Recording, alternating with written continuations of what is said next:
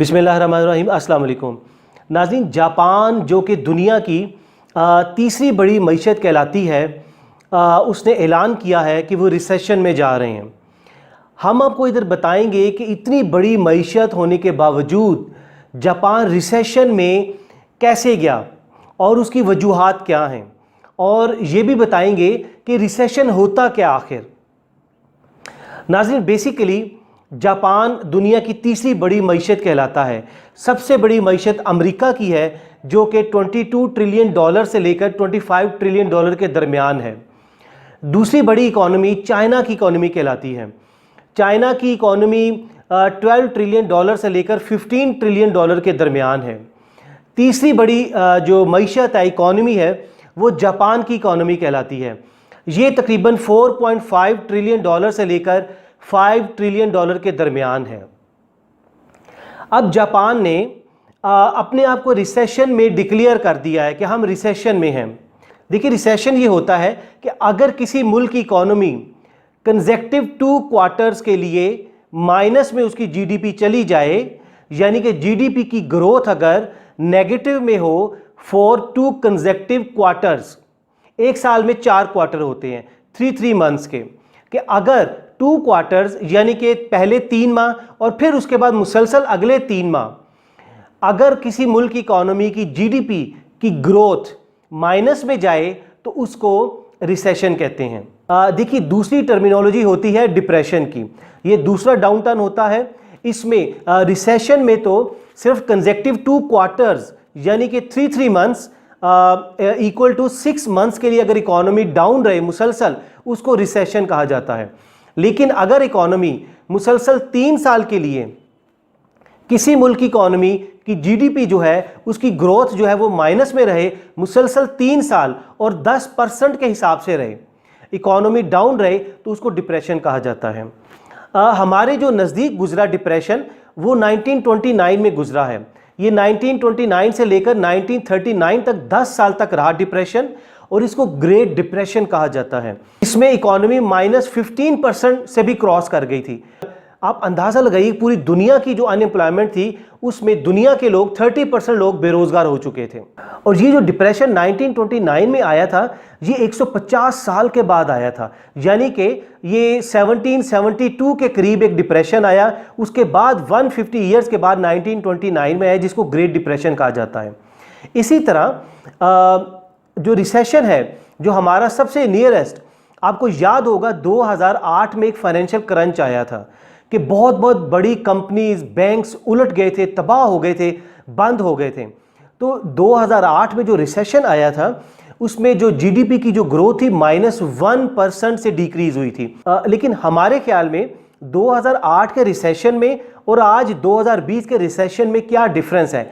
हम ये समझते हैं कि 2020 का जो रिसेशन है वो बहुत शदीद है। उसकी वजह यह है कि 2008 में इकॉनमी शटडाउन नहीं हुई थी, बिजनेसेस चल रहे थे, लेकिन ये एक डाउन टर्न था, लोगों की परचेजिंग पावर कम हो गई थी, डिमांड कम हो गई थी, इसीलिए इसको रिसेशन फाइनेंशियल क्रंच आया।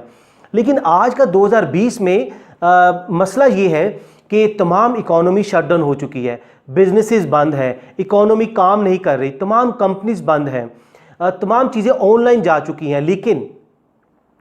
लेकिन बहुत सारी ऐसी इंडस्ट्रीज़ हैं, लेट्स से स्पोर्ट्स की इंडस्ट्रीज़ हैं, जिसमें फुटबॉल है, जिसमें क्रिकेट है, कि इससे इतने लोग मुंसलिक हैं, एंगेज हैं, जो बेरोज़गार हो चुके हैं कि ये ऑनलाइन नहीं खेली जा सकती, ये घरों में नहीं खेली जा सकती। इसी तरह टूरिज़म की इंडस्ट्री है। ये हमने 2 मिसालें दी हैं कि स्पोर्ट्स की और टूरिज़म है कि ये ज़ाहिर है घर में बैठ के ऑनलाइन नहीं किया जा सकता, या इसके अलावा और बेशुमार इंडस्ट्रीज़ हैं कि जिसकी वजह से ये इंडस्ट्रीज़ बंद हैं 2020 में, और हम ग्रेट रिसेशन में जा रहे हैं। हालांकि 2008 में जो रिसेशन था वो -1% था, उसमें इकॉनमी चल रही थी, उसमें टूरिज़म भी चल रहा था, उसमें स्पोर्ट्स भी चल रहा था। तो इसलिए आज का जो 2020 का रिसेशन है ये शदीद रिसेशन। अब आपको बताते हैं कि जापान की इकॉनमी, जब 2008 का रिसेशन आया तो जापान की इकॉनमी अमेजिंगली -20% तक डिक्रीज कर गई। इसका मतलब है कि इतना बड़ा ये रिसेशन आया था जापान में पूरी दुनिया में तो आया था -1%, लेकिन जापान की इकोनॉमी में 2008 में -20% तक ये डिक्रीज कर गई थी।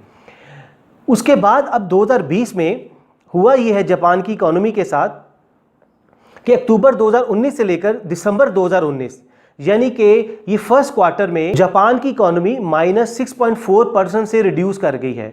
इसी तरह जो नेक्स्ट क्वार्टर था जनवरी 2020 से लेकर मार्च 2020 तक जापान की इकोनॉमी 3.4% से डिक्रीज कर गई, यानी कि कंसेक्टिव 2 क्वार्टर्स अक्टूबर से लेकर दिसंबर तक 2019 और अगला जनवरी से लेकर मार्च तक तो जापान की इकोनॉमी माइनस में जा रही है। इसकी जीडीपी की ग्रोथ, तो जापान के लोगों ने, उसकी हुकूमत ने हाथ खड़े कर लिए हैं कि हम लोग रिसेशन में चले गए। इसकी रीजंस हम आपको बताते हैं कि जापान की इकोनॉमी दूसरे ममालिक की क्यों इतनी बड़ी रिसेशन में क्यों नहीं गई, सिर्फ जापान ही की इकोनॉमी क्यों गई, उसकी हम आपको 3 मेन रीजंस बताते हैं।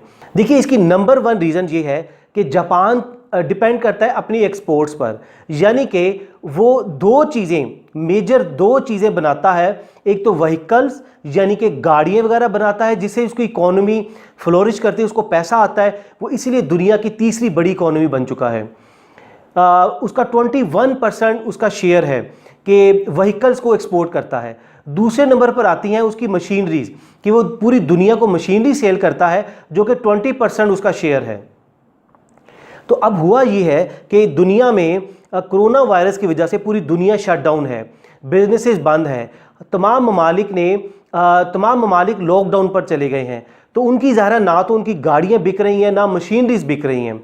तो क्या हुआ कि 21% वो व्हीकल्स और 20% उनकी ये मशीनरीज, ये 41% इनका शेयर है इनकी इकोनॉमी में, कि ये ज़ाहिर है पूरी दुनिया में डिमांड ही नहीं है, कोई गाड़ी ख़रीदना ही नहीं चाह रहा। तो जापान में खुद उनके लोग बेहाल हो चुके हैं, उनकी परचेजिंग पावर कम हो चुकी है, हलाकतें हो रही हैं, बिजनेसेस शटडाउन है। तो इसकी वजह यह है कि ना उनकी गाड़ियाँ बिक रही हैं ना मशीनरी बिक रही है। तो जापान की इकोनॉमी की जो जीडीपी ग्रोथ है माइनस में जा चुकी है। एक तो ये मेन रीज़न है। दूसरी मेन रीज़न ये है कि जापान की इकोनॉमी ने ये गलत फैसला किया कि वो 2 बड़े ममालिक पर उनकी इकोनॉमी डिपेंड करती है, एक यूएसए पर और दूसरा चाइना पर। और बाई चांस आप अनफॉर्चुनेटली कह लें कि दोनों ममालिक कोरोना की वजह से हिट हुए हैं, ज़्यादा हिट हुए हैं और उनमें डिमांड नहीं है, लोग गाड़ियाँ नहीं ख़रीदना चाह रहे, उनको मशीनरी की ज़रूरत नहीं है अभी, तो इसलिए जापान की इकोनॉमी नीचे चली गई है। दूसरी वजह यह है कि दोनों ममालिक एक दूसरे के साथ ट्रेड वॉर में जा चुके हैं, दोनों का ध्यान जंग पर है, दोनों एक दूसरे के साथ जंग लड़ रहे हैं। तो वो ज़ाहिर है क्यों वो गाड़ियाँ क्यों ख़रीदेंगे और वो मशीनें क्यों ख़रीदेंगे, इसीलिए जापान को धचका लगा है कि उसकी इकोनॉमी अगेन माइनस में जा रही है। तीसरी इसकी मेन रीज़न ये है कि देखिए पूरी दुनिया में लोगों की परचेजिंग पावर नहीं है, लोगों के पास खाने के लिए नहीं है, अनएम्प्लॉयमेंट इतना हाई हो चुका है, लोग बेरोज़गार हो चुके हैं। तो पूरी दुनिया में तमाम ममालिक ने टैक्सेस कम कर दिए हैं ताकि लोगों को रिलीफ मिल सके।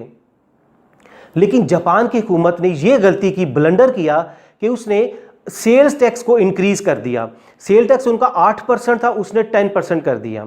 तो इसका मतलब है कि इतना बड़ा ब्लंडर मारा है उनकी गवर्नमेंट ने कि उनको रिलीफ देने के बजाय उनको टैक्सेस बढ़ा दिए। तो ज़ाहिर है लोग 8% पर लोग ख़रीदने के लिए तैयार नहीं थे चीज़ें, तो 10% पर कैसे तैयार होंगे। तो ये तीन मेन रीज़न्स आपको बताई हैं जिसकी वजह से जापान की इकोनॉमी नीचे जा रही है। अगर जापान ने इसको ठीक ना किया, सेल टैक्स को ख़त्म ना किया, कम ना किया, तो उनकी इकोनॉमी सही नहीं होगी। तो जापान को जंगी बुनियादों पर इन 2 ममालिक के अलावा और ममालिक के साथ भी एक्सपोर्ट इनको अपनी बहाल करनी चाहिए, उन पर भी फोकस करना चाहिए। इसके अलावा जापान को सिर्फ अपनी मशीनरी और गाड़ियों पर फोकस नहीं करना चाहिए, रिलाई नहीं करना चाहिए कि देखिए अब दुनिया में डिमांड नहीं है, तो वो ज़ाहिर उनकी इकोनॉमी बिल्कुल डाउन चली गई।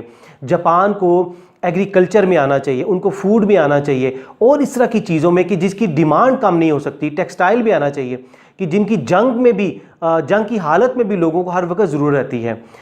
तो इसलिए जापान को इन चीज़ों पे फोकस करना चाहिए, फिर ही उनकी इकोनॉमी ठीक हो सकती है। अगली वीडियो तक अपना बहुत सा ख्याल रखिएगा। अल्लाह हाफिज़।